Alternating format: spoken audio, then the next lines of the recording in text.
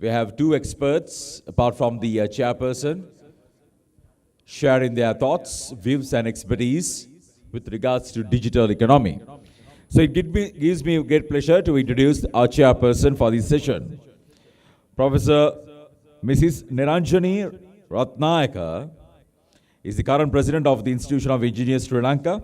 Before getting to this prestigious position, she was actively involved in her professional career, holding various positions such as chairperson of the Women Engineers Forum, chairperson of the Civil Engineering Sectional Committee, council member, vice president, as well as the president-elect of the IESL.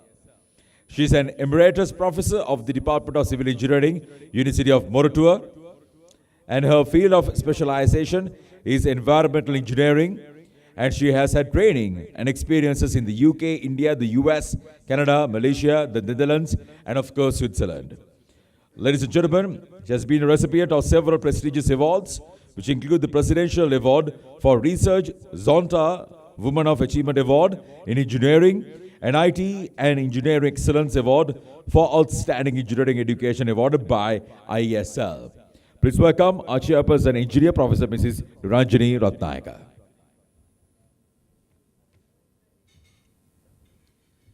You need to applaud and welcome her. Ladies and gentlemen, please.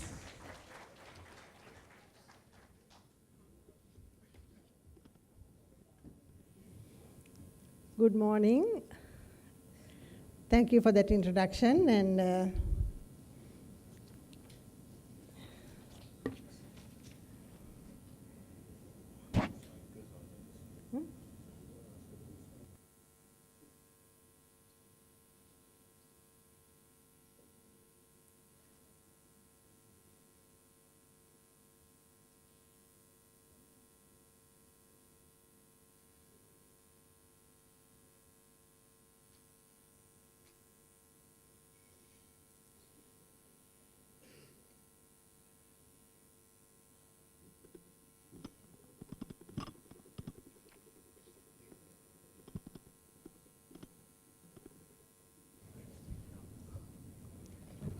may I invite the two speakers for this session, the second session for the day, Engineer Mr. Thilan Vijayasinghe and Mr. Jeffrey Zulfer.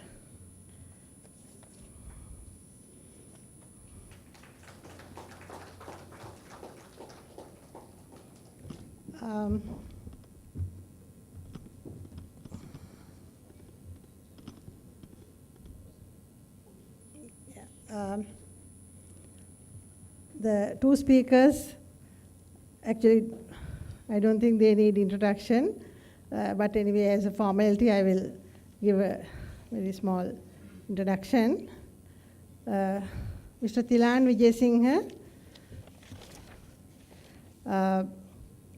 has functioned as a chairman or managing director of both private and public sector organizations since 1995, and is also a successful entrepreneur and angel investor. His most recent appointment has been as chairman and acting CEO of the newly created National Agency for Public-Private Partnerships attached to the Ministry of Finance. Thilan has had a successful track record in investment banking and real estate. And you may remember him in different roles as the chairman of the BOI at one time, who created the BII, and as the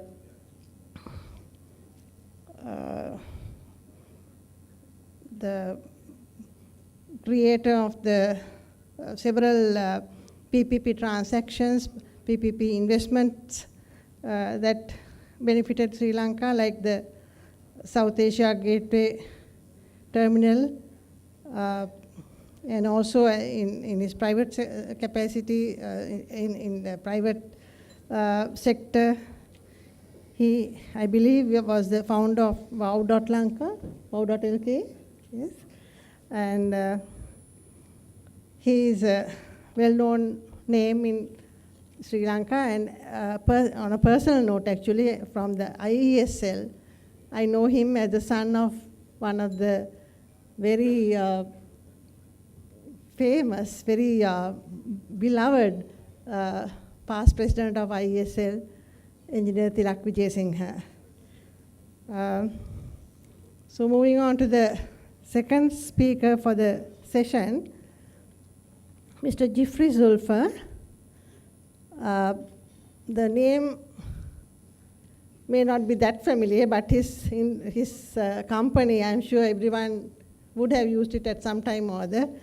He is the founder and CEO of PickMe, a groundbreaking technological innovation that addresses an everyday problem, that is taxi hailing. Zulfa has driven the company from its startup to its growth phase within a relatively short period of 3 years. He has also inspired many others to take up the challenging route of technopreneurship in the local ICT space. He then went on to develop a peer-to-peer trading platform for which he closed the initial round of funding. This was during the time when the dot-com bust and Twin Tower attack occurred. Subsequently, Zulfa set up a fully-fledged internet agency and eventually exited successfully. So I'm sure the OPA has actually picked up the right people for the session on innovative digitalization, a blueprint for a digital economy. So I am supposed to talk a little bit about the blueprint before handing over to the two speakers for the afternoon. So morning. So digital transformation is a long-term process. I'm quoting from the book written by Nalaka Gunawardena, and it says how digitization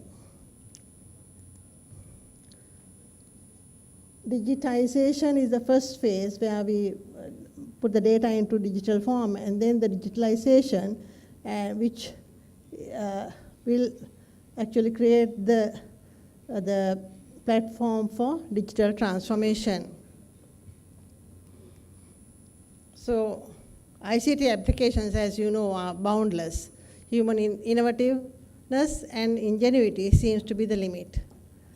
So ICT has penetrated all facets of human life, making the processes more efficient than the conventional systems could ever achieve. Connecting weather forecasts to agricultural production, climate change adaptation planning, disaster predictions and management, intelligent transport systems, smart grids, integrated water management systems, smart buildings, e-banking, m-banking and other financial services, numerous applications in the health sector, applications in education for the rural populations, open and distance learning, security and surveillance, creating new businesses, industries, employment, BPMs.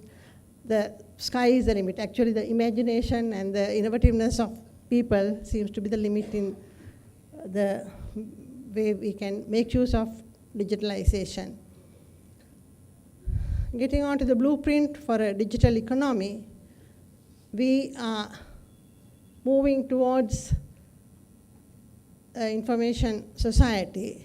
And you may remember in the 1980s, we started the march with the personal computers.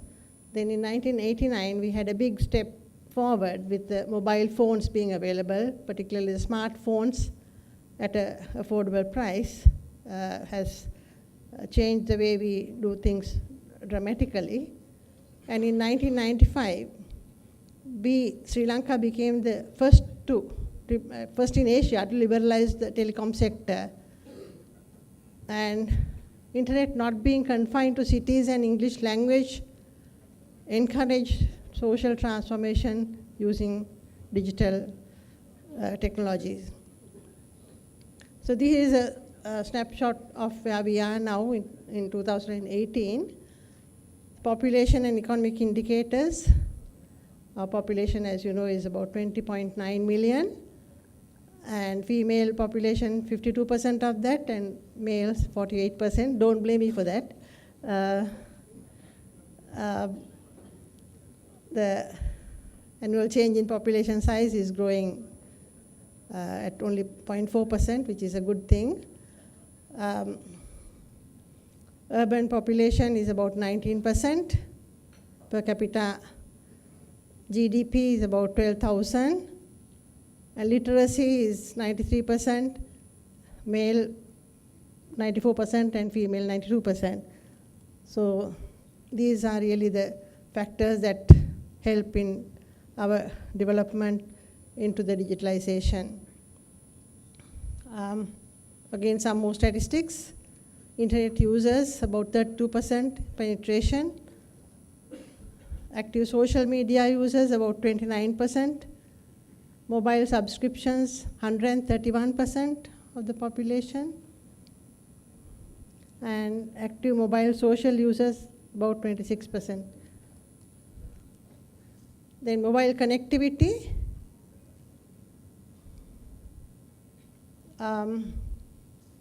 Overall country index score is 61.06 out of a possible score of 100.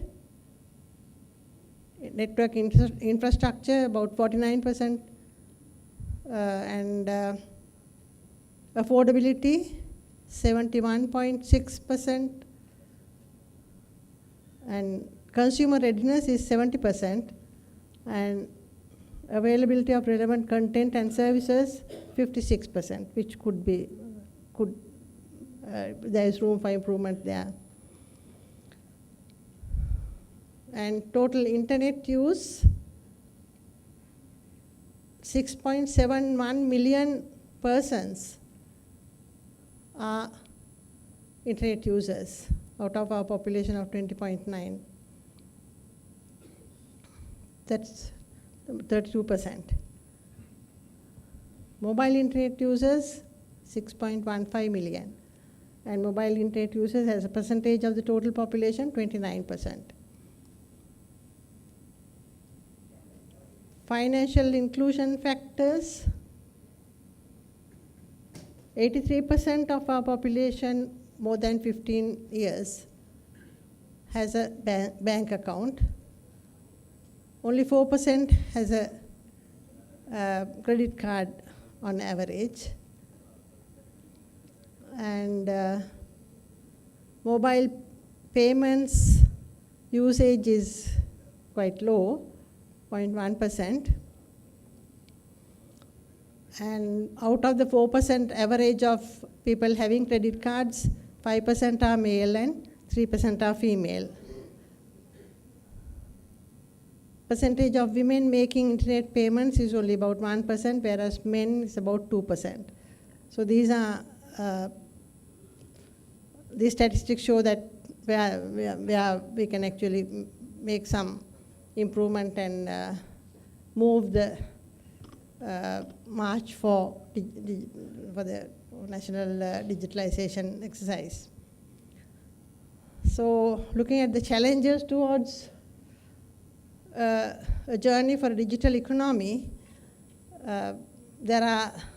these are some of the challenges that we are facing: unifying the vision for digital transformation, development of digital talent, ensure availability of digital infrastructure, digital entrepreneur and business models, enabling digital connectivity, ensuring security and data protection, and regulation of digital engagements.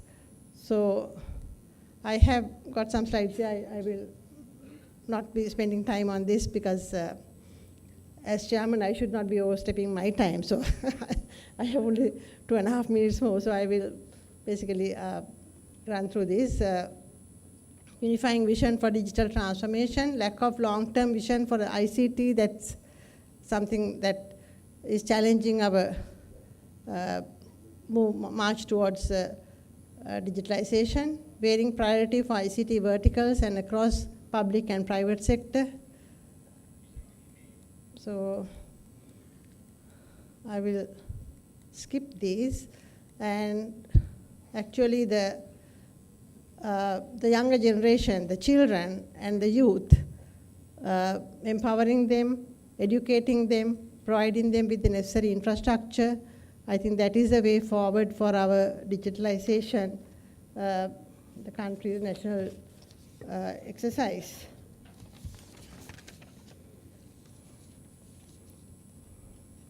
So I will wind up by congratulating the President and Conference Organizing Committee of the OPA for selecting this very current topic as the theme of this year's annual conference. In the middle of December 2017, Ministry of Telecommunication and Digital Infrastructure, with the support of McKinsey and Company, embarked on the process of developing Sri Lanka's digital economy strategy, the blueprint. So the government is spending $2.3 million on that, $2.3 million on that. So I will not be talking about it. I mean, although the topic is there, I have no, I can't match the government's initiative. So I will not be talking about the blueprint, although I was supposed to. According to a press release issued by the Policy Development Office of the Prime Minister's Office, the current consultancy with McKinsey and Company is a short-term 11-week assignment which will be conducted in 3 phases. The first phase will focus on the diagnostics of developing an understanding of Sri Lanka's readiness to move into the digital economy. The second phase to concentrate on designing 3 flagship programs to kickstart the digital economy and 10 projects to establish key enablers to support the digital economy. The final phase to focus on launching the identified programs and projects. So this McKinsey study was supposed to be finished in April 2018, this year. I was searching for it in the internet. I don't know whether the data is not available. I could not find it. I hope it is happening. And at the Commonwealth Heads of Government meeting that took place in London in April 2018, Sri Lanka took the leadership of newly formed Commonwealth Centre for Digital Health. So we are very serious about getting there, the government. But this positive news on Sri Lanka's digital future, however, came just a few weeks after Sri Lanka controversially imposed a temporary ban on social media following local anti-Muslim riots in March 2018. So it's easier said than done, I would say. Ensuring political stability and respect for the rule of law is a bedrock for stimulating private investment in Sri Lanka's digital economy, private investment. I was talking to someone the other day and I said that the government is going ahead rapidly on the process of digitalization. Why is the private sector not so keen? So this is probably the reason. The stability is very important for the private sector to kick in. So I will leave it there. Time's up, it says. And I will invite Mr. Thilan Vijayasinghe to take the stage now. Good morning. It's indeed my pleasure to be here. I believe I have addressed you before, but nevertheless I must express my appreciation to President-elect Mr. Nisanga Perera for inviting me. I would like to start my presentation also by acknowledging that I'm indeed pleased to be in the same stage as Niranjali and Zulfa, who also was a founder shareholder of wow.lk. So entrepreneurship is very much in his genes, and I hope that Sri Lanka produces more such entrepreneurs. Unfortunately, the statistics are not in our favor. We have just about 2.5% of our working population who are entrepreneurs, whereas in countries such as Thailand and Vietnam, it is well into the double digits. Nevertheless, my subject matter is how PPPs can play a role in Sri Lanka embarking on its digital infrastructure strategy. But before I progress, I would like to first highlight to you what a PPP is, because there's quite a bit of confusion of what constitutes a PPP. In simple terms, PPP is where it's a private sector that invests, it's a private sector that manages, it is the private sector that takes most of the shares most of the risk in the project. However, it has a long-term agreement with the government in terms of how it would make its investment and make its money.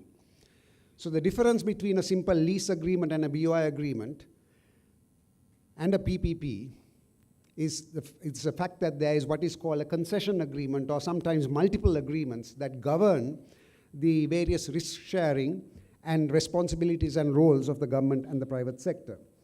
So in a PPP, typically, it's the private sector that does the design, construction, financing, operations, and management of that particular investment. In that context, it's important to highlight what is not a PPP. If the government provides a direct sovereign guarantee to the loan that goes into that project, it's not a PPP. Sometimes I get investors asking me, oh, I'm going to build a bridge on a PPP basis, but the government would have to guarantee my loan. No, that's not a PPP. What the government guarantees, in effect, are the revenue streams, like in the case of a power project, but not the loan that is taken by that private investor to build that power plant. So therefore, an outright sale of land or long-term lease of land according to the chief valuer's valuation is not a PPP. So the difference is that in a public-private partnership, the private sector retains responsibility of preserving that asset and in certain instances handing that asset back to the government after the concession period, which typically runs up to anywhere from a minimum of about 15 years to a maximum of 30 years. Now, the PPP agency is quite new. I'm in this position in an honorary capacity at the invitation of the current finance minister to set up a new agency for public-private partnerships within the finance ministry. My staff has been in place only about 8 months. And why the finance ministry is very simple. PPPs have certain risks that are imposed on the state and on the treasury. And it is our job to ensure that the finance ministry and the line ministries who initiate these PPPs are adequately informed of the various risks that are associated with such PPPs. Now, what is the vision of, and why do we need public-private partnerships in this country? Very simply, how I explain it to my colleagues in the public service is that it is the third source of finance for social and physical infrastructure. The first source being the taxpayers' money, or what we call the consolidated fund. The second source is what typically is obtained as aid or government-guaranteed loans to build a road or a port or whatever the case may be. The third source, funding from PPPs, would be private equity, private debt, and what I would like to refer to as blended financing and viability gap financing. Now, viability gap financing did not exist when I was last involved as chairman of the BOI and we embarked on PPPs for the first time.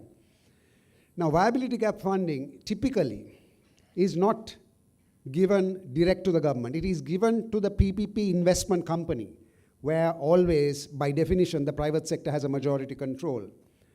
Just to give you a simple example, if a particular PPP is seen to be satisfying certain UN social development goals, for example, wind energy, the Danish government, the Norwegian government, certain other funds would provide concessionary money directly into that PPP, and therefore the cost of purchasing power to the CB becomes lower.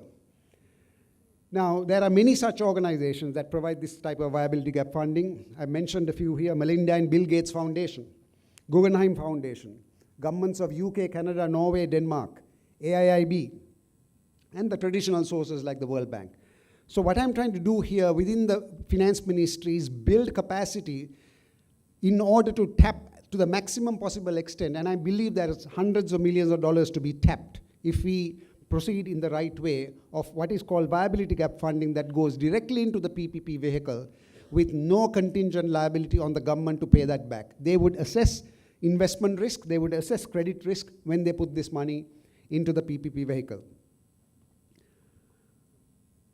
Now, in order for a public-private partnership to be successful, the two things that I mentioned here in capitals is what is most important. It has to be a bankable project. The investor needs to take the concession agreements, the various agreements he has signed with the government, and be able to go to a bank and his board and raise equity and debt. Secondly, PPPs to be successful require that the government has the required financial structuring and legal structuring skills. It needs to be negotiated, and that's why I put negotiation in capitals. Unless you negotiate, the government typically could end up getting a bad deal.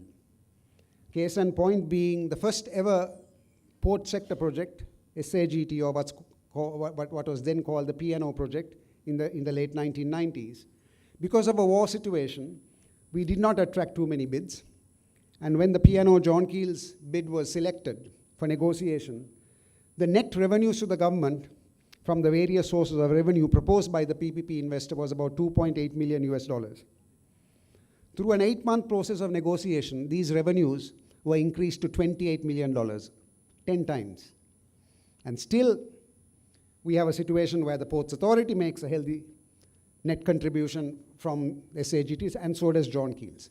So therefore, I go back to my original point of PPPs being negotiated so that the risks are equitably shared between the private partner and the government. And another important aspect of a PPP is legal structuring skills. These agreements typically run into hundreds of pages, and in the case of SAGT, over 1,000 pages involving 7 agreements. And it's very important that the PPP agency works closely with the Attorney General's Department in executing these. And that's the reason why the PPP agency, even in the late 90s when I was in charge of it, is primarily staffed by people who are financial specialists and legal specialists. Now, if I were to just give you a very brief history before I jump into the topic of digital economy, Sri Lanka embarked initially on PPPs in 1994. Again, when CIDI was created within the Finance Ministry, it was not successful. And then I was requested by the then Secretary to the Treasury to set up the Bureau of Infrastructure Investment. And in 5 years, despite a war situation, we were able to financially close. That means the projects were implemented, financing was raised, up to $800 million US over a 5-year period. And that was a lot of money at that time. And then what happened was, I mentioned the fact that a PPP agency needs to be staffed by the right people. No sooner after my resignation, the wrong people were brought in, and the effectiveness of PPPs and moving forward with innovative and well-structured PPPs dissipated. So the idea is that now to resuscitate that capacity by creating a legally constituted institution within the Finance Ministry that is consistent and will survive over the long haul.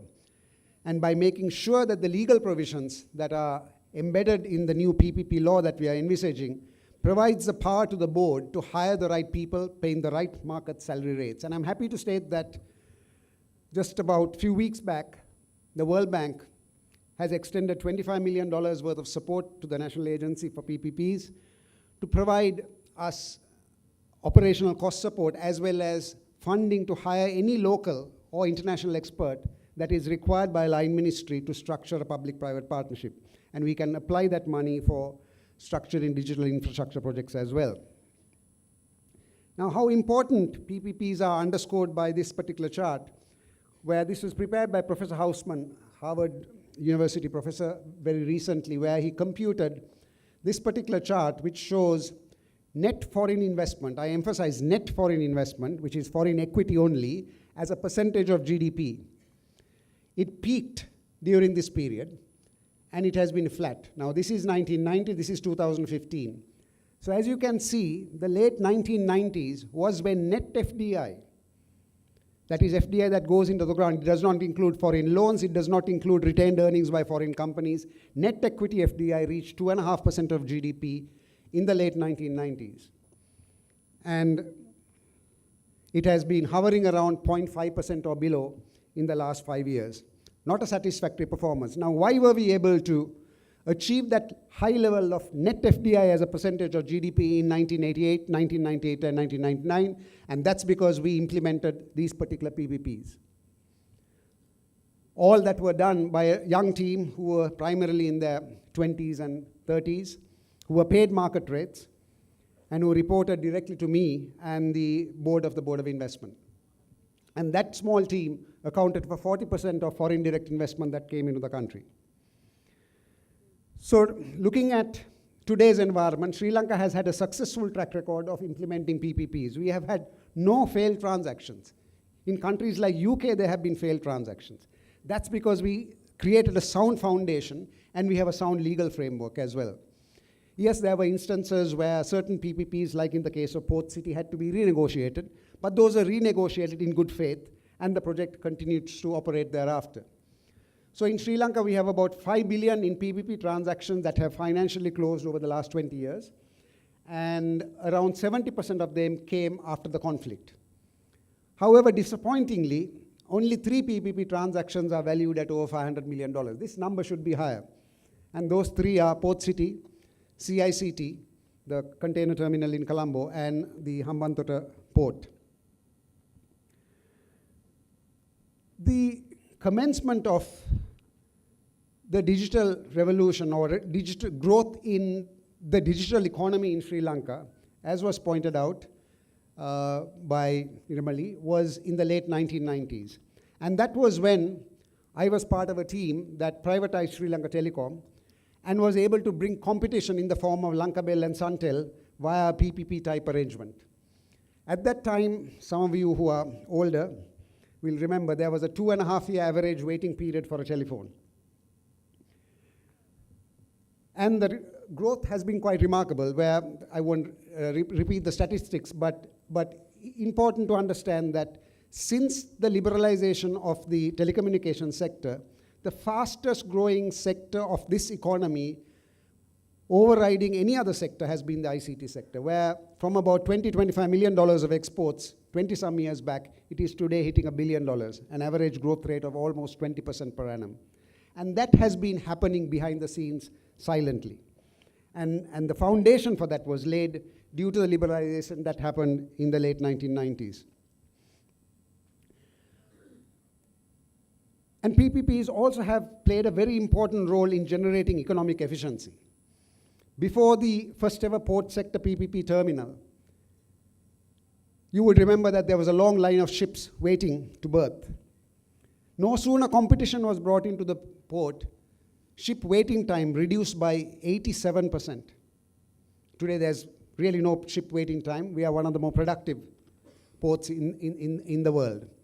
So therefore, PPPs, apart from attracting new customers, new markets, new investment, has the beneficial impact of creating competition and improving services and bringing down costs for the consumers.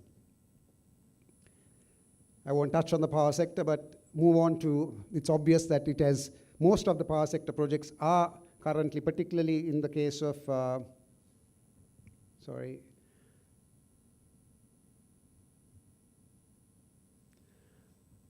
we have a situation where about 30% of the thermal power is now generated via PPPs, and about 20% of hydropower and about 100% of small-scale hydro is generated via PPPs.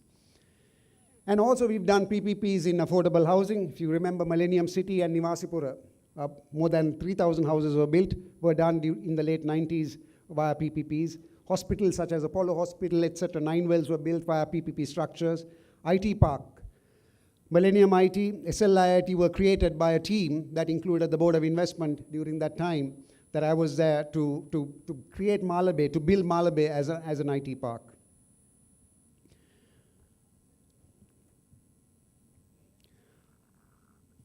I won't go into details here because I have, 15 minutes, I'm halfway through. But these are some of the typical PPPs that the national agencies currently at various stages of implementation. Now these PPP projects, the parties either have been shortlisted or selected. The elevated highway from New Kalani Bridge to Rajagiriya, I won't go into details as I mentioned, Marine Drive extension up to Port City, FSRU for LNG, 2 LNG power plants, 300 megawatts combined cycle plant, Guhagoda waste to energy in Kandy, a water project in Valiveta, and LRTs. I won't go into some of the financial aspects which I can cover during the question and answer session. Then we are proposing to do a university with the participation of Berkeley University, where the feasibility study is being carried out in Biagama on 123 acres of land. And mineral sands and Mantai salt, PPP structures are now, the RFP is out, and we are evaluating bids at the moment, and we are promoting domestic airline services also as PPPs. Digital infrastructure. Unfortunately, I have only one project, and I'll touch base on why that is the case, and that is the Transit Smart Card. For 2.5 years, this Transit Smart Card project has been gravitating between the ICTA, between the central bank, the Ministry of Transport, and various other line ministries, and not getting implemented, because somebody wants to take the credit for it.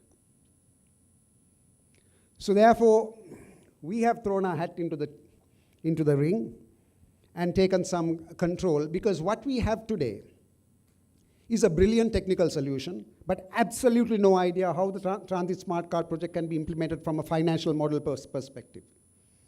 So we have brilliant technical IT specialists who have drawn up brilliant flowcharts in how this can be implemented, but there has been no execution. And that's where financial structuring comes into play. I'll touch on that in a second. We've got about 500 megawatts of renewable energy projects coming, and tourism projects also in cruise terminals and real estate development. And there's further real estate development projects that are going to be done as PPPs in affordable housing. PETA multimodal hub feasibility studies are being carried out, and some PPPs in convention centers, medical complex, and schools at Port City. Okay. Final thing in terms of history, we are also involved in divesting Sri Lankan Airlines, Hyatt, and Hilton, and that's taking a lot of my time.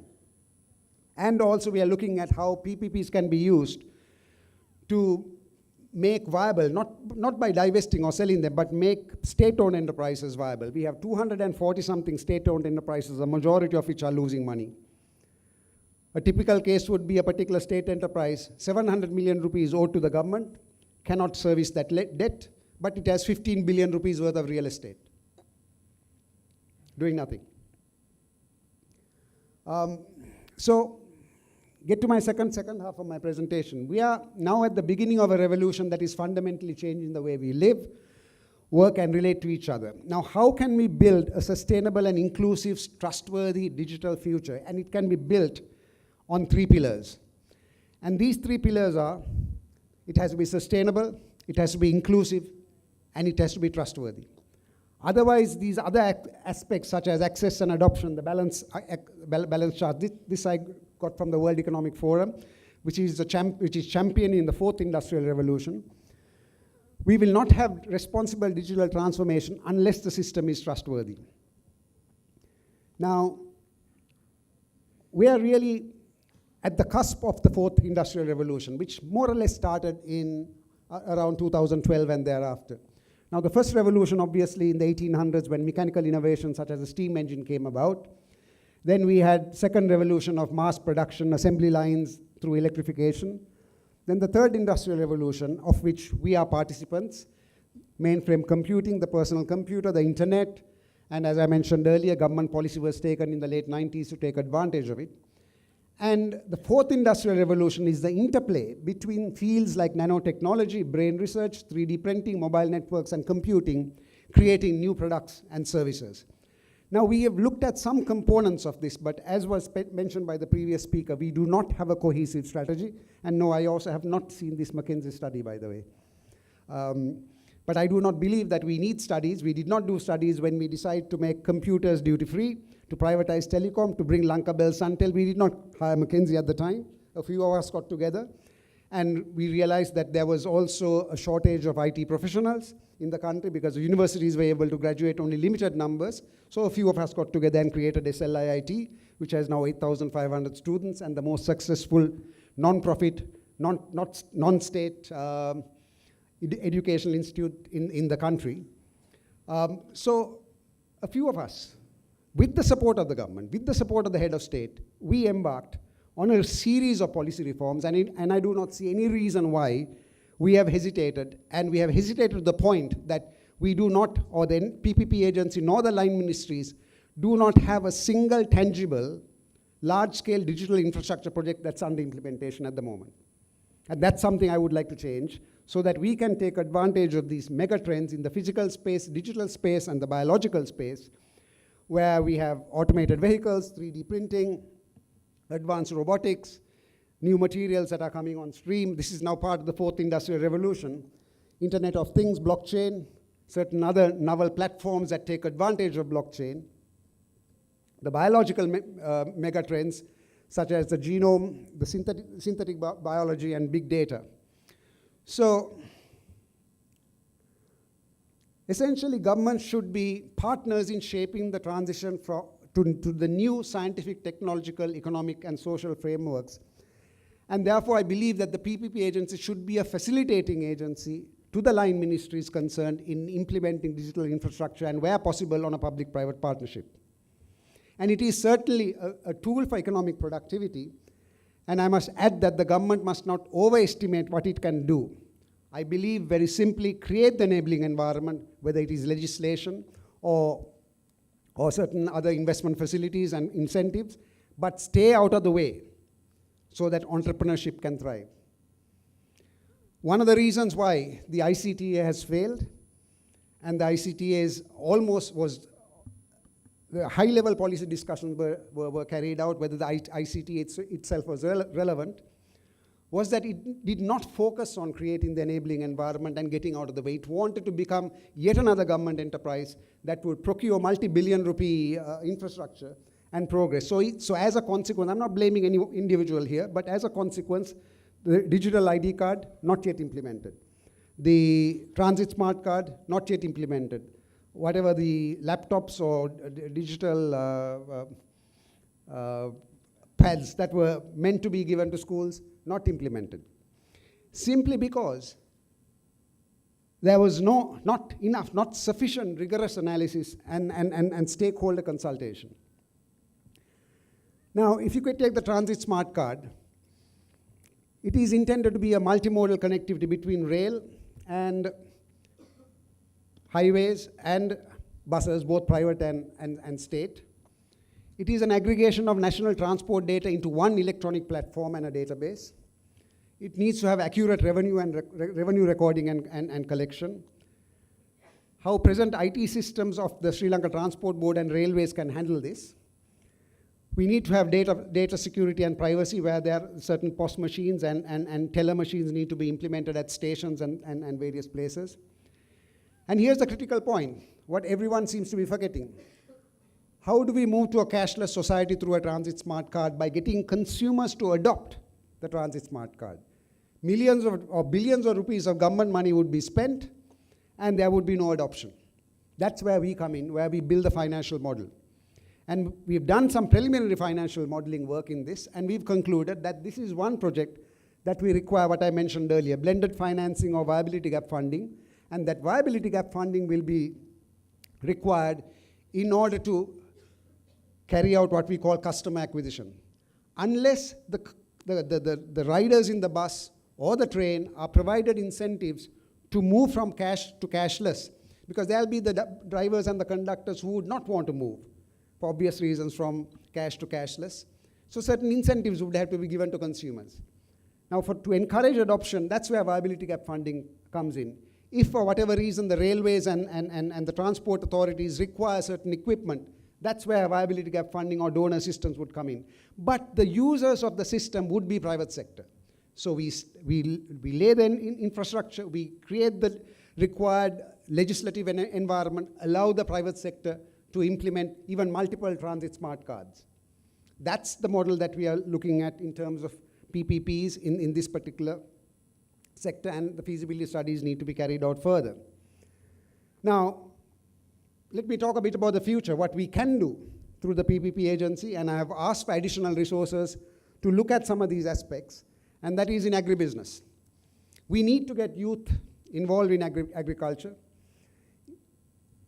We have a problem of data access in the last mile, but if we proceed to do this, that is build trust networks through blockchain for traceability, platform economics, big data and machine learning, digital diaries to farmers to keep track of crop, data-driven farming, all this is happening in Israel to India. Data-driven farming with analysis in order to optimize growth cycles and eliminate seasonal demand price fluctuation. e-wallet solutions to farmers to avoid revenue leakages through middlemen, logistics of collection. Yes, I have put pick me for farmers. Zulfa, if you can proceed to implement that. Digital credit scoring to enhance bankability. Very simple. To make sure that a farmer qualifies for loans without getting shafted by a money lender. It is possible to have electronic digital scoring. And crop insurance through what I call trust networks. So all the issues and the risks faced by farmers can be mitigated if we adopt digital infrastructure.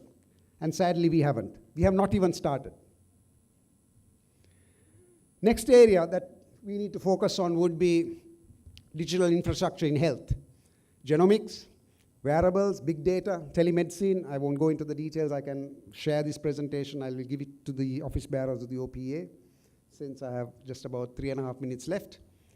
Why do I like digital health? It is one way of partnership can be built between the government and the private sector to use private sector skills and capability, but in servicing the masses.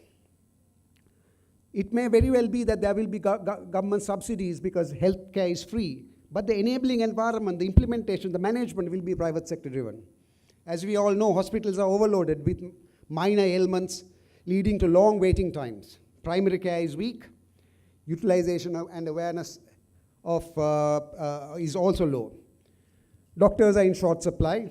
We hope to do something about it, which limits the scalability of traditional care models.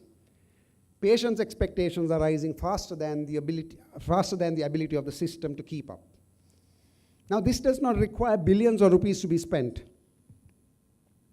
So in few concluding thoughts and slides, so at the PPP agency, in order to migrate to the digital economy, we are hoping to focus on these 6 sectors: transport, agriculture, health, education, finance, and tourism.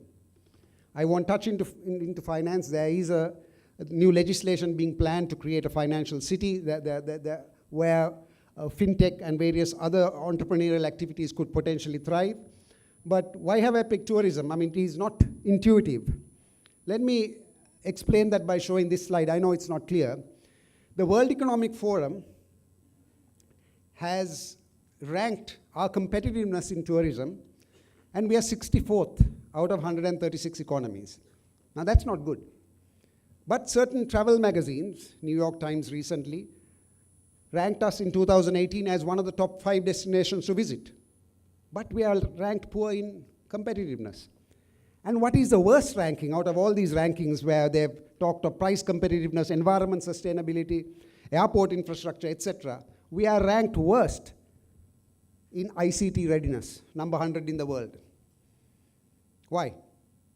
Can a tourist today, I go back to the transit smart card, the budget traveler, can he go and buy a card at the airport and use that card to go from train to bus to pick me to what have you, pay tolls? No. Because people still like cash. Why do people like cash? It's easy to leak money. It's easy to pocket the cream, the differences. So we've got to move away. The central bank is trying to move away from cash, and I commend them for the work that they've done. It's expensive. Transaction costs will come down. So therefore, what I want everyone to keep in mind that we may have the best of everything in terms of intellectual capital, engineers, professionals, doctors, lawyers, etc. But we rank poorly when it comes to our competitiveness. And that is where sound economic policies come in. That is where we must get over our fear of competing, and in order that we at least move up the competitiveness ladder and ease of doing business in particular, where our ranking has actually declined over the last 5 to 10 years in various aspects. So in conclusion, our focus is to implement PPPs to create this, what I call a virtuous cycle of investor confidence. Our transaction pipeline is worth a few $1 billion in investments, private capital inflows, state enterprise reform, capital market deepening. We have one of the worst performing capital markets in the region. To reduce fiscal dependency on the treasury. To reduce fiscal dependency on the treasury. Because as you all are aware, you have economists here, our fiscal space is highly constrained at the moment. And that is again because of how we manage our economy. In the late 1990s, I'll be just 2 more minutes. In the late 1990s, we had wind behind ourselves despite the war. We had export competitiveness in labor, we had quota, we had the growth in the telecommunications sector, and therefore it was not too difficult to keep up 5-6% GDP growth rates. In the 2000s, we kept losing export competitiveness as exports as a percentage of GDP dropped from 28-30% to about 15% of GDP over a 10-year period. But growth momentum was maintained because of the peace dividend and heavy government expenditure on infrastructure, thereby reducing our fiscal space. Come the present moment, we neither have the fiscal space, we neither have labor-related, cost-related export competitiveness.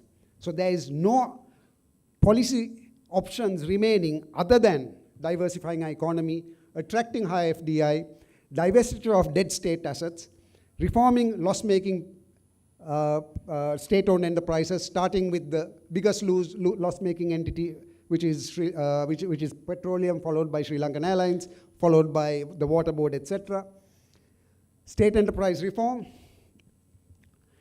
generating state-owned enterprise efficiency through process improvements, accelerating domestic FDI, and encouraging inward skills transfer, whether it's technical or entrepreneurial. So as I mentioned, we have no more low-hanging fruit to generate economic growth. We need to focus on these sectors: tourism, ports and shipping, aviation, logistics, manufacturing, logistics-based manufacturing, knowledge-based services, financial services, and agribusiness, most of which are in the services sector, and that's where future growth is going to come from in our country. Thank you very much for your patient hearing. Thank you very much for that excellent presentation, starting from the past, going into the future of the private-public partnership scenario in Sri Lanka. And something that caught my eye was the statement you had: government must not overestimate what it can do, create the enabling environment, and stay away. Let the private sector do the implementation, right? Yeah. So yeah, I think that's the future for us. And may I call upon our next speaker, Jeffrey Zulfa, to start, please. Good morning, everyone. I'm honored to be here. I'm very grateful for OPA for inviting me. I'm actually very honored to share the stage with Thilan as well. I grew up looking up to him, when he was chairman of BOI, and enjoyed his speeches such as this.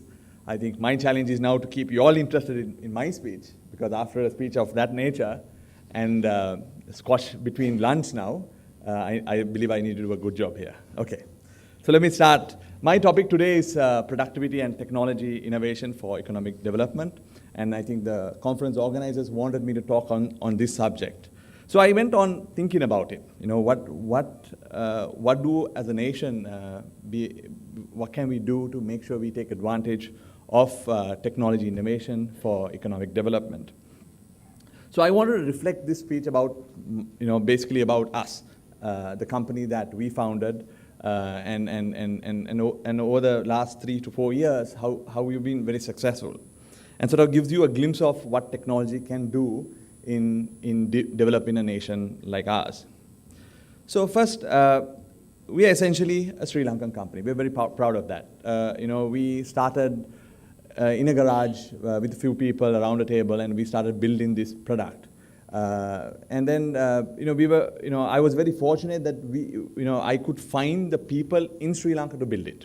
I think that's one of the biggest assets we have. We have the people in this country. So we went on doing this. We built the platform. We spoke to our drivers. We essentially prototyped it with about 50 drivers, and we were pretty amazed by the results that we were getting. One, the drivers took it up very well, and they managed to get into the technology very fast. So I think a thing like digitization doesn't take a long time. It can happen over a year if there's a will, and if there's a will, I think it'll happen very fast. So we were pretty amazed. And then obviously the passengers, we started giving out to a few people. We told people about this, and it just grew enormously. And that's how our humble beginning started. Today, we are essentially moving a lot of people. For example, this is a map of all our transport that happened yesterday. We moved over 100,000 people, and as you can see, actually that's a map of Sri Lanka there. A lot of traveling happens in the western province, the southern, and obviously a little bit in the central province. But this is the kind of data that we live with. We have access to data that governments and the private sectors don't see now. The traditional businesses don't see. So this kind of data is amazing. And that leads to this, right? Peter Drucker talked about what gets measured gets managed, right? And I think as a business, we see great value in the kind of data we collect. Because we think we can further improve travel. We think we can provide our passengers a better experience. We think we can give our drivers even a better experience. So let me just talk about what we've done to the industry. So as you know, we have two kinds of customers, right? We have our driver network, and then we have passengers like you all. So if I just take the customers, the passengers like you all, I think we've brought in some sort of discipline to the industry now. Today, you have someone to complain, right? Before, you'd have to, go to the road, hail a three-wheeler, and you don't know what will happen. He could be a drug addict, he could be a pimp, he could be anything, but you don't know. You are still insecure. At least now you have a company or companies that can make sure that they give you the right driver or they give you the right kind of vehicle for your transport daily. We obviously bring, platforms like us bring a lot of convenience to you, right? We can essentially bring a vehicle to your doorstep. And I also think we give our passengers a fair price.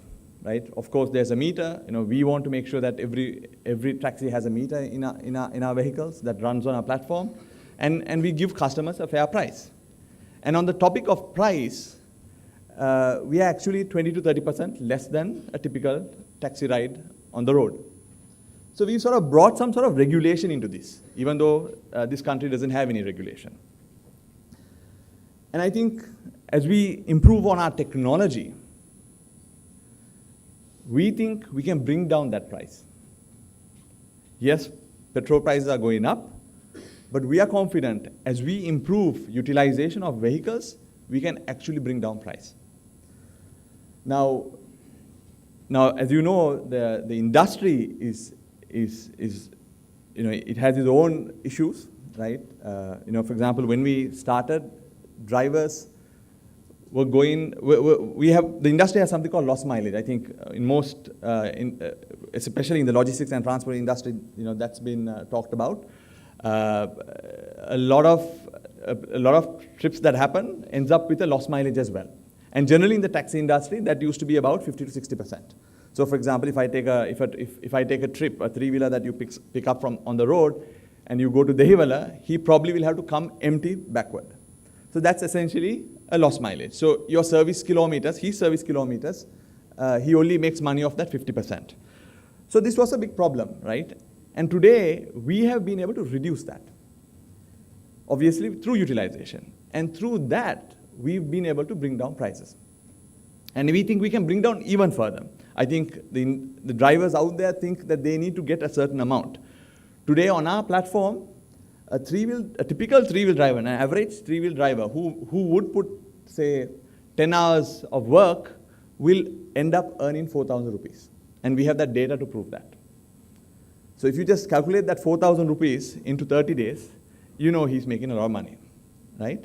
So what I'm trying to get at is, if technology can actually go into these industries, there's a lot of price reduction that we can do. There's a lot of efficiencies that we can bring into industries such as travel. Then on so I've talked about the passengers. I want to focus more on the drivers. Yes, we can bring down prices, but on the driver's side, when we started our business, most of our drivers didn't have bank accounts. They were essentially not banked. We ended up opening bank accounts for every one of them. Today, all Pick.Me drivers have a bank account. We have 25,000 plus drivers on the road now. When we were surprised, right, that a lot of people didn't have bank accounts, but we've essentially brought a lot of these drivers into the banking network. Today, if your corporates are driving on our platform, they end up paying us. We pay the driver directly to their bank accounts. So these money go into the bank account, and some drivers are pretty smart. They end up saving that money, right? Most of these drivers live for the day, right? If you speak to a driver on the road, he lives for the day. He will earn 1,500 and go home, and he'll spend it for his family, and that's it, right? But today, our drivers on our platform are now saving money, right? They are now building houses. They are essentially, educating their children, right? So a lot of, they're also upgrading their lives. We have drivers who have started as three-wheel drivers. Today they drive cars. They've become entrepreneurs. They've ended up owning more vehicles. So this is the stories that we see on our platform, and I think it's a great way for people to make a great living of a platform such as ours. And then obviously, Pick.Me drivers, they consider themselves a little above a typical driver on the road. Right? And I think we've done a lot to improve their recognition as well. We don't necessarily have full-time drivers, we also have part-time drivers. I know a lot of insurance brokers, a lot of salespeople, medical reps, and from other professions driving on our platform, while they go home or while during weekends. So they're essentially trying to find other means of income. So I think these are all great ways of using a platform to have better economic benefits. And then obviously, just as much as passengers want security, even drivers want security, right? I was also very surprised about this, but drivers also get mugged, right? They have passengers who are drug addicts get into their vehicles, put a knife in their neck, and then rob them off or take the cars away and all. So that happens in this country.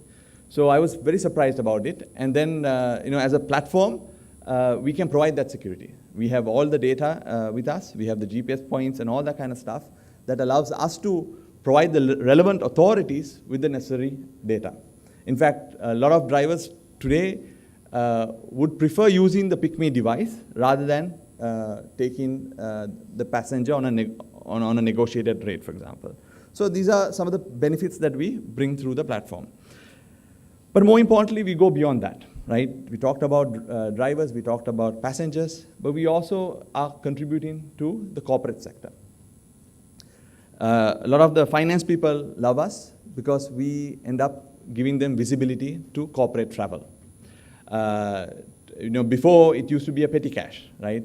Staff in a company if salespeople have to go out, they'd go out, come back and throw in a petty cash, and that's how they get reimbursed. But today, that whole thing is taken away, right? Today, through our business portal, companies can use our platform to get their staff transported, be it during work hours or even after work. If people have to work late, they use our platform to get from point A to point B. And then essentially, they see visibility to what is happening, right? Where are the staff going? I think it's also a platform for security as well, because you know where your staff is. And then obviously, there's accountability. Finally, every employee is accountable to their travel. And I think we have been able to help a lot of these companies to save 30 to 40% of their travel bills through the platform. And I think moving away from corporates, I think the government sector is also another big area that we think that we can come and contribute. I think the doors of the government sector needs to be open for us to also come in and try to see how we can help them reduce the cost of transport in their day-to-day work. But all in all, I'm a great believer that we all don't need cars, right? I think of course, cars are luxuries. I think the car industry has marketed itself very well. But if you look at it, it's actually a trouble to have. If you have a vehicle, and I just happen to just do some calculations on my own, you would have to think about parking, right? You'd have to think about fueling the car all the time. You'd have to think about insurance. You need to, if you are coming to a conference such as this, you need to think about, okay, now, one, where do I park?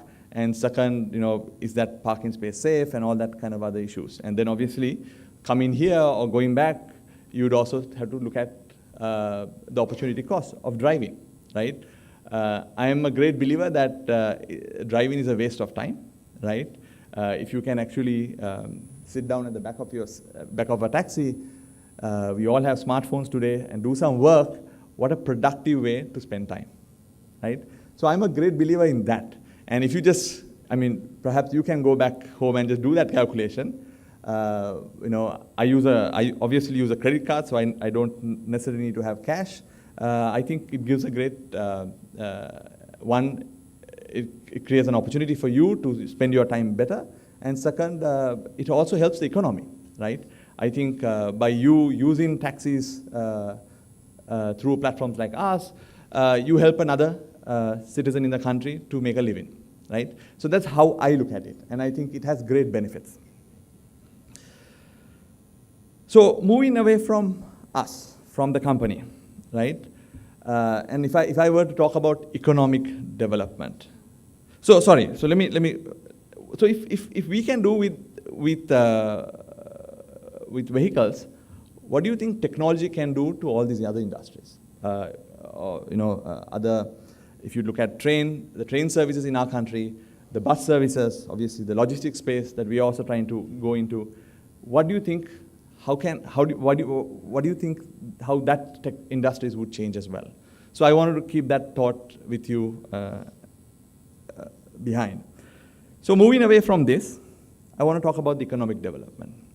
Today, when I grew up, for me, economic development was essentially, if we discover oil, I think a country would develop, right? That's how I thought so. And to an extent, it's true. But today, it's a different story, right? Today, the new oil is not oil itself. It's actually technology and data, right? And I need not speak anymore, because you look at all those companies out there, the richest man on earth, the richest men on earth, the most wealthiest companies on this earth are all technology companies. So I'm just trying to think. If we discovered oil today in our country, say down Hambantota or Galle, I think everyone will run down there, start drilling, right? But if I say, the next oil is technology, what should we do, right? What should we do? And I think the policymakers need to work this out, because I think we're going to miss out on this opportunity if we don't take it now. And I think Mark Andreessen wrote about, in around 2009, 2010, in New York Times, he talked about why software will eat the world. And I think we're seeing this today. Today, software is impacting, or computers are impacting our day-to-day life, right? It's no more a desktop anymore, right? It's in everyone's hand today, right? Tilan talked about blockchain, etc., IoT. I think they're all just going to come in and disrupt every industry you can think of, right? Today, some of the jobs that we have today will change, right? In 10 years' time, some of the jobs that we have today will not exist at all. As a professional body, I thought I say this because we need to be aware of what's coming in the future. And I think as a nation, we need to know what we build for. If we are a nation that's going to take advantage, we need to understand what we are going to do for the next 10 years. So things like, so how can Sri Lanka take advantage of this?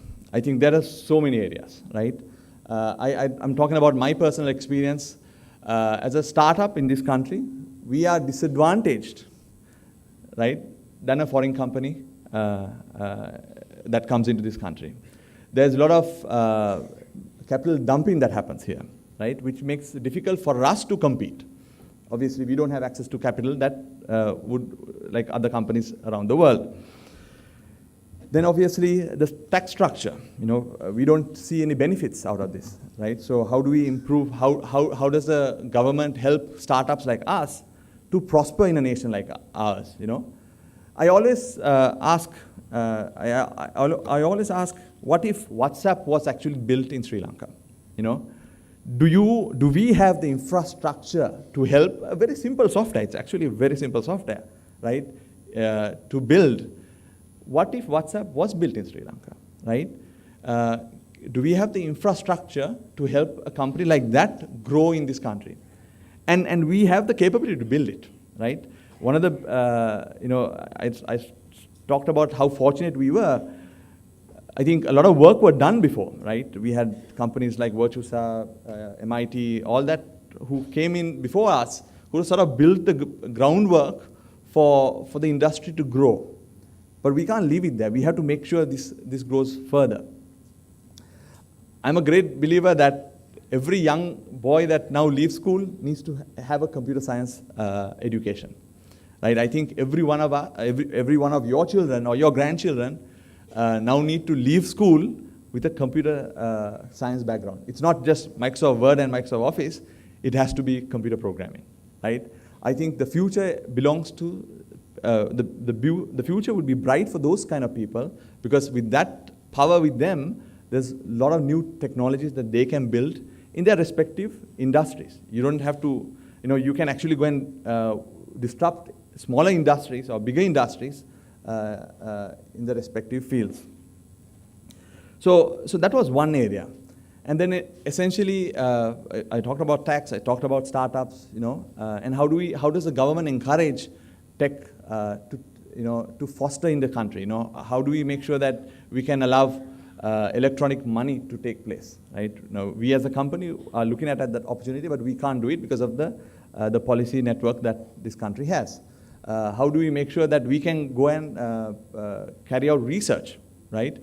Can we have enough universities? Can we get more universities into this country? Can we easily get experts into our country, right? And that's a problem for a company like us as well, because we being an island nation, one is the island nation, second, the immigration laws. We need to be able to quickly get down people that we need to come and work for us. And it shouldn't take long, right? I can tell you countries like Singapore, etc., can bring in people over a day, right, because of a very flexible visa procedure that they have. And we need to have that kind of capability, because if we were to build a multi-billion-dollar company from this country, we will need experts to come down.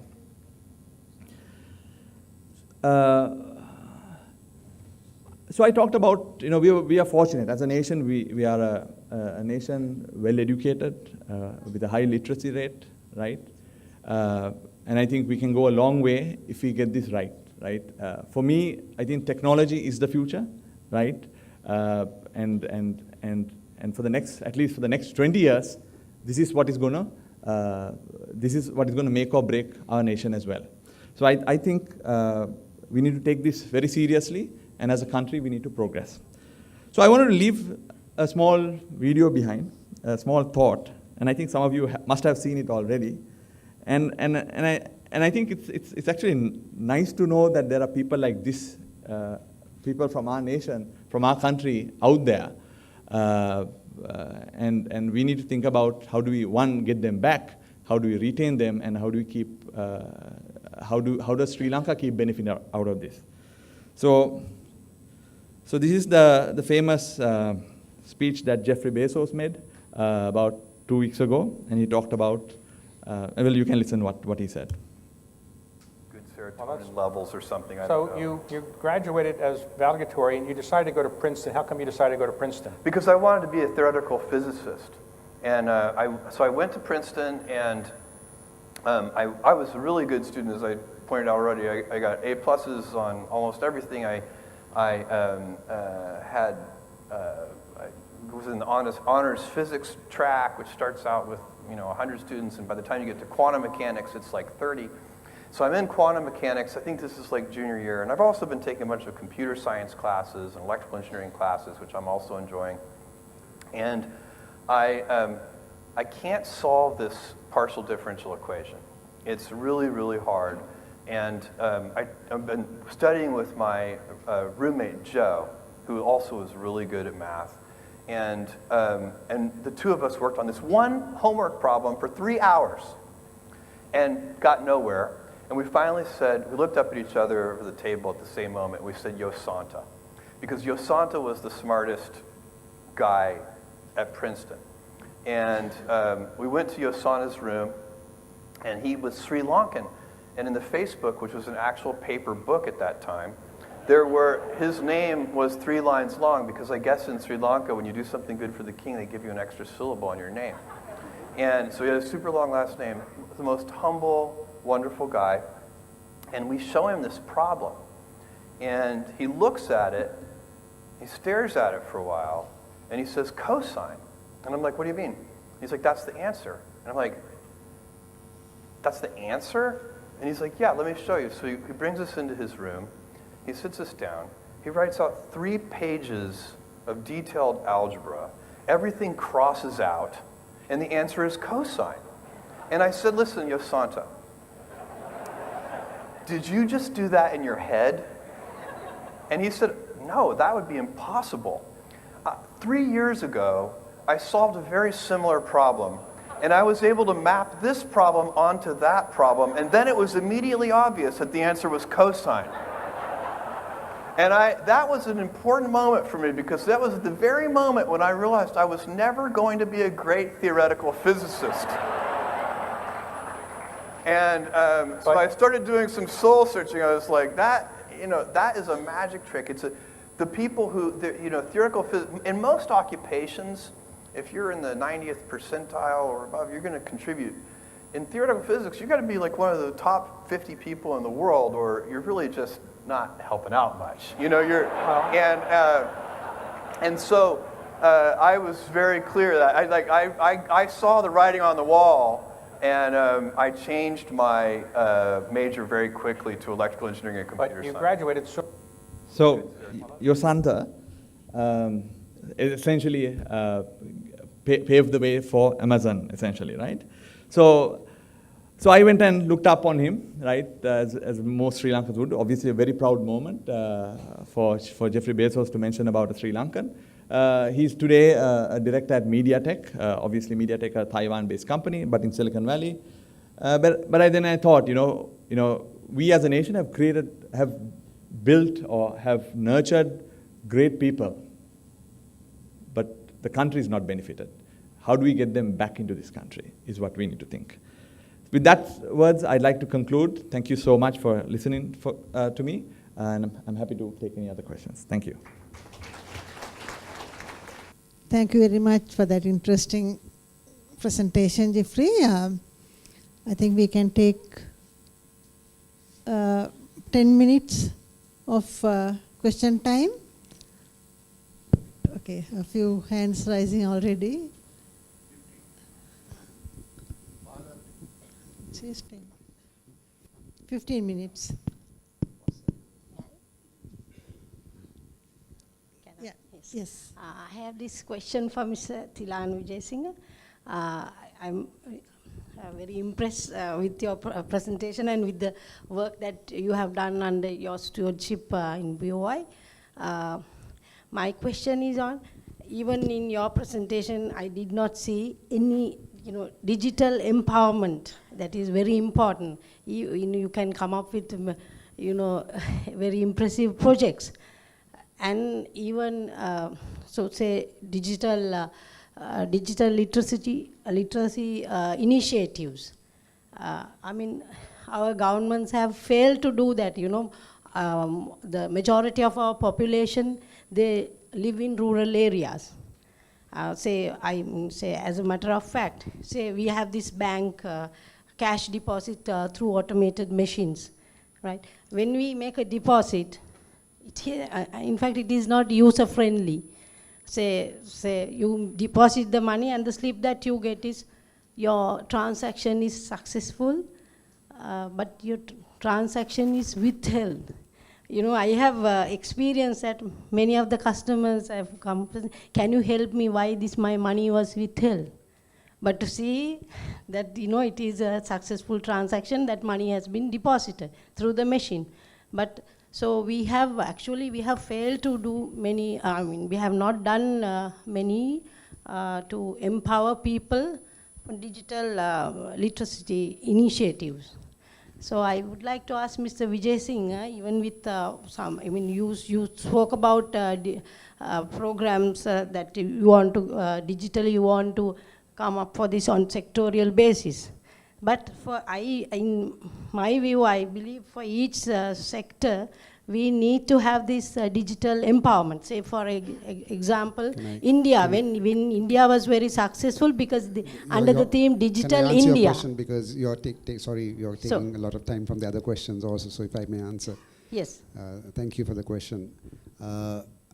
What I'm trying to do is, as mentioned earlier, to create the enabling environment. I cannot solve all of the country's problems, but what we need to do is take incremental steps. If we just embark tomorrow to say, okay, we want to create digital empowerment, and without breaking it down into subcomponents of small activities that would lead towards that, then we end up being in the same place or go backwards. I have sat at enough and more meetings and conversations with heads of state downwards where nothing much gets achieved. So what we're trying to do is build the tools that would enable people to be empowered. I keep on mentioning about cricket. What was it that enabled us to become champions in 1996? Because Mr. Gamini Disanayaka made sure that whatever the talent that you had, whichever school you went to, rural or outstation, you had an equal and fair chance of plugging into the system of being noticed. And the 1996 team is the World Cup winning team, was the only team that did not have a royalist or a Thomian, which constituted 100% of a cricket team 10 years ago, because most of them came from the outstations. And they had the hunger. So therefore, if we build the infrastructure, people will plug in. If not our generation, the younger generation will. So I'm looking at how can I mobilize private capital, because the government is broke. How can I mobilize private capital in order to build infrastructure and make sure, at least over a period of time, that infrastructure will give a return, not just to the private investor, but give a national return, like what Zulfar's platform has done. He has created multiple entrepreneurs by virtue of his platform. What I'm doing is building a platform.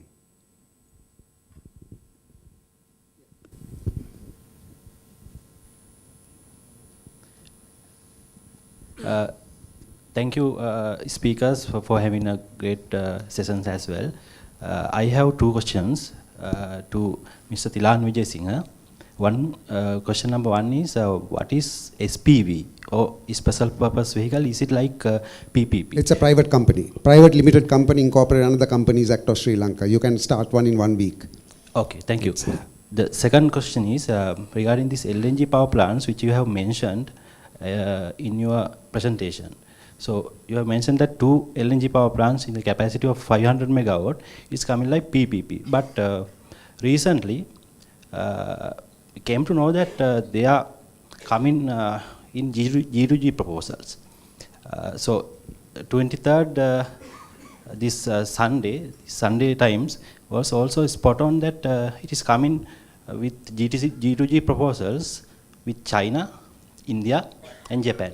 So are they talking about different LNG power plants, or is it that the PPP what you have mentioned is transformed to that G2G, but the government stance is not clear here? So I'll make it very clear. Thanks for the question. Where the government and the cabinet of ministers decided that they would request the government of India, government of Japan, government of China to nominate private sector companies that are public listed, even though some of them are Chinese state companies. They are listed on the Hong Kong and Shanghai stock exchanges. They requested the government, these 3 governments, to nominate private sector companies to build these 3 power plants.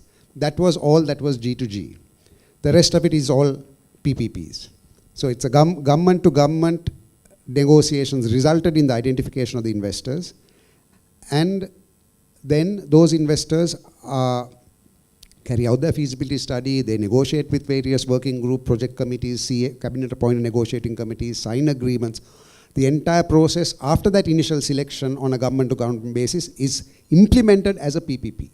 Are you having some idea about regarding how, regarding the capacity of these LNG power plants? I mean, is it the numbers? I mean, let's say 500 megawatt. Yeah, 500 Is it coming megawatts. like 4 or 5, or let's say 2000 megawatt? Is it like that? So No, 500 megawatts each.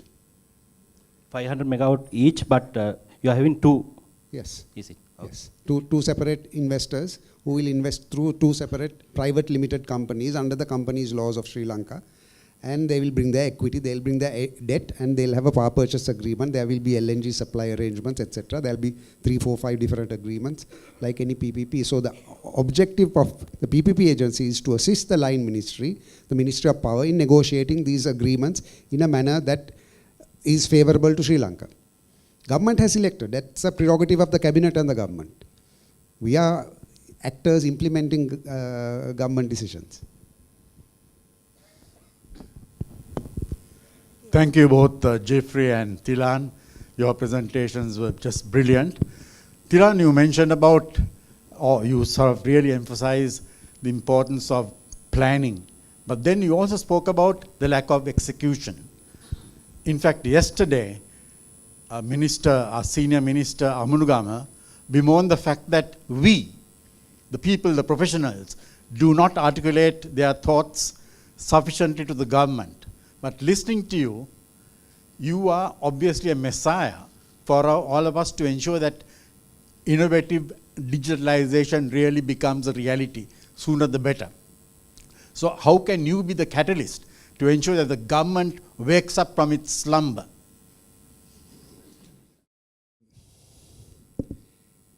Simply by power of analysis and persuasion. There's nothing much more I can do, and advice.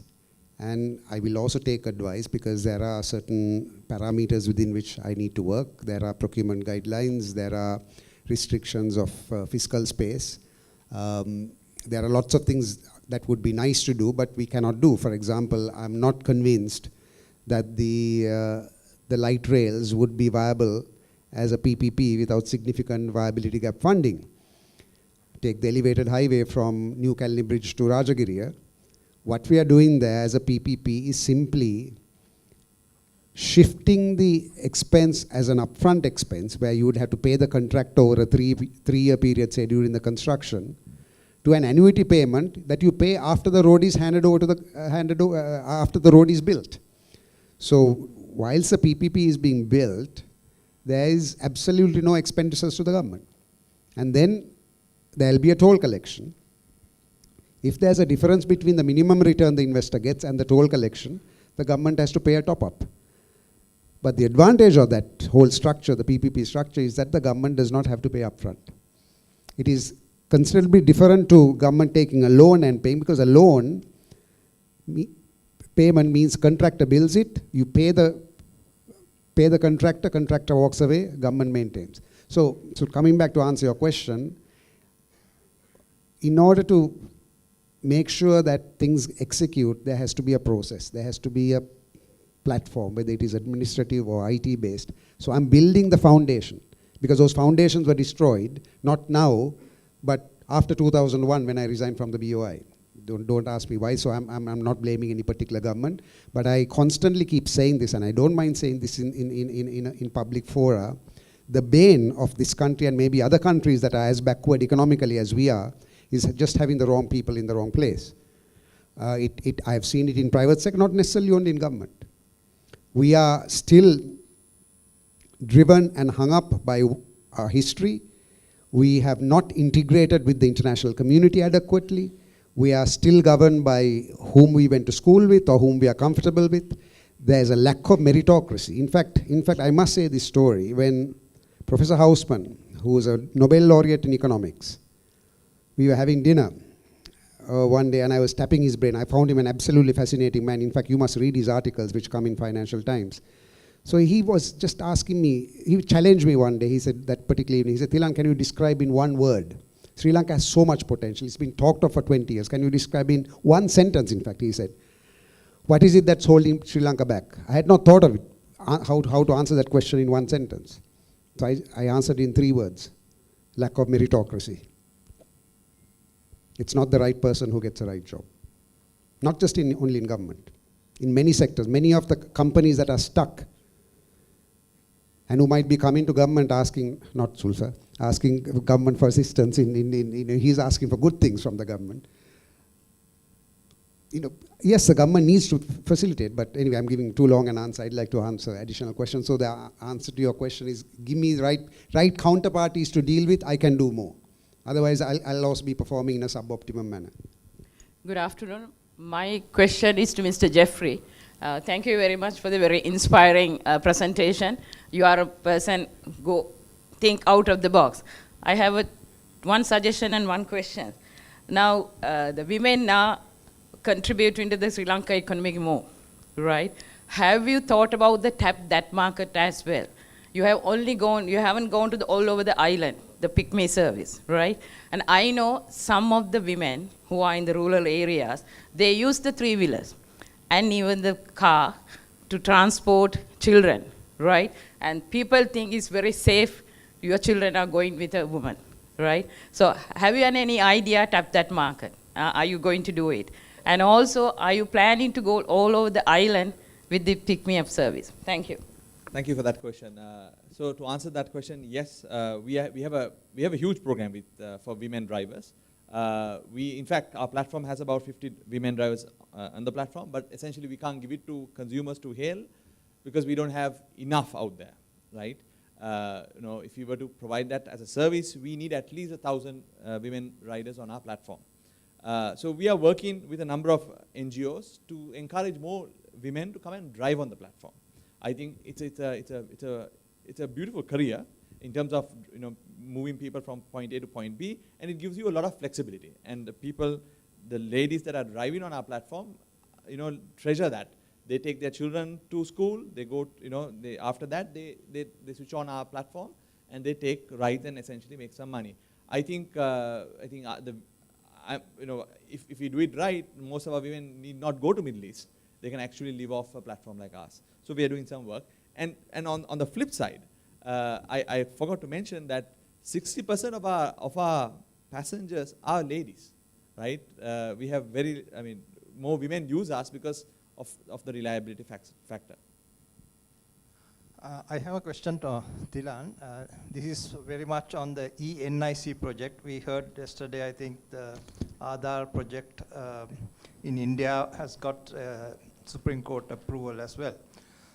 Where are we? We started in 2011 and still mucking around, I think, now 2018 on our ENIC, because it is very important for the financial sector to do KYC and all that if we have the ENIC implemented.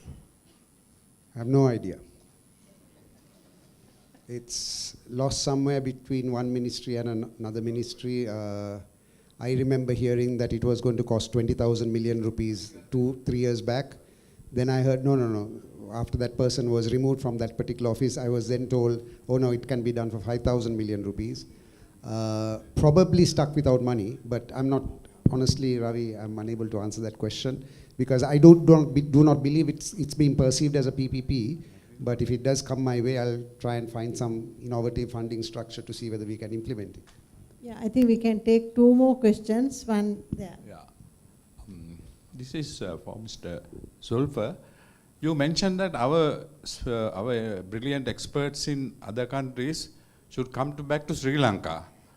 But I'm not sure that that is the right view, because we have not only Sri Lanka, if you take India, a lot of their people are leading experts in Western countries. They are running enterprises and doing very successfully. And I don't know whether they should come back to India or remain there. Likewise, even in the moon mission, one of our Ponnam Perumai, professor. He was doing some work on the moon mission also. And if I may say, you all know that some of our top experts came back to Sri Lanka to work during the few years. And they were appointed to very high positions, but after a while they realized that they cannot do independent work. They are being pressurized and they gave up and went back to those countries. So that is what will happen if those people come back to Sri Lanka. So I'm not a policymaker, but I know what benefits we can get, right? For example, I have the luxury, I'm fortunate enough to speak to people overseas, and I learn a lot of things, right? I'd only dream to see them in this country and being able to reach out to them, right? So that's one of the pluses, right? For example, the business that I was involved when I started this, we got seed capital from Sri Lankans here.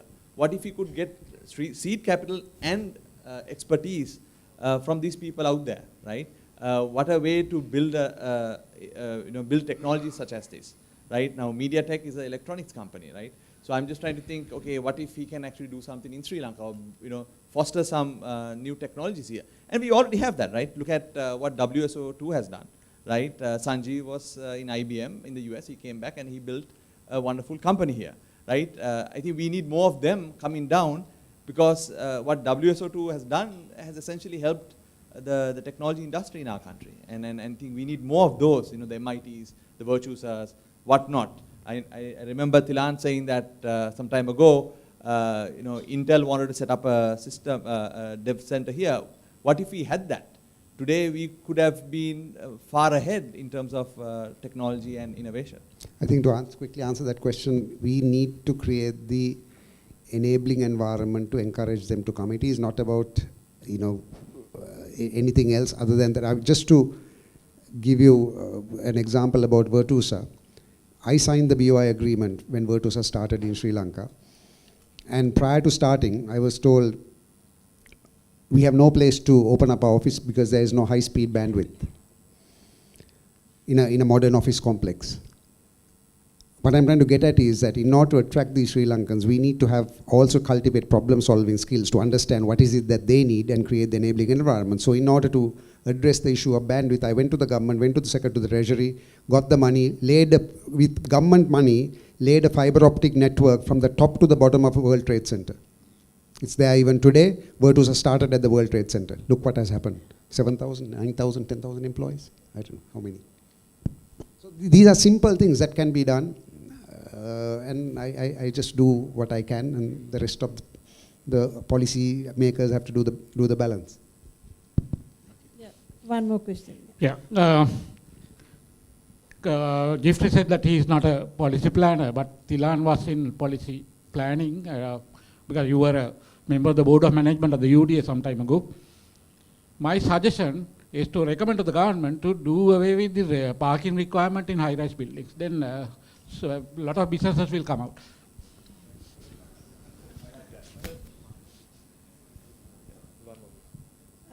Yeah, we can take one more question. Okay. My question is to Mr. Vijay Singha. Isn't it simpler to use Mcash and EasyCash for transport rather than having a smart transport card? And therefore, I have got the recent impression that Sri Lanka, the world is shifting from card to cardless and using mobile phone apps and other forms. I agree. That's one option. We build the platform. The problem I told you is not about technologies. Multiple platforms are possible. The issue why it got delayed was, as I was mentioning, ego issues pulling various agencies, ministries pulling in different directions. Secondly, when you do the numbers, the investment returns to the government nor the private sector was evident unless we had viability gap funding to encourage customer acquisition.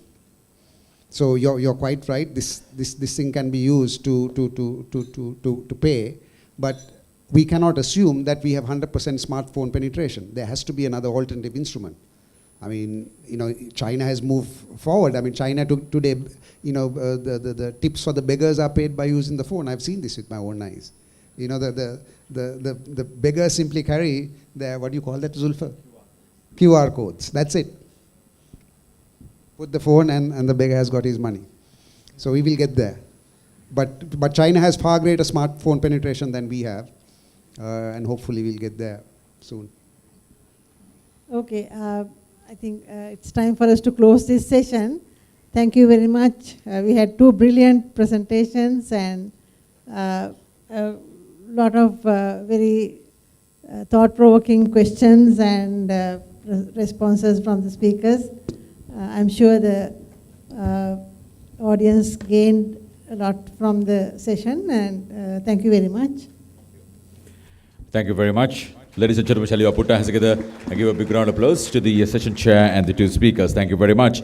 Would like to call upon the President-elect of the OPS Sri Lanka, Engineer Nisanga Pereira, to come up on stage to present the 2 speakers and the chairperson with a special token of appreciation. So first token of appreciation will be presented to Mr. Thilan Vijayasinghe, Chairman, National Agency for Public-Private Partnership.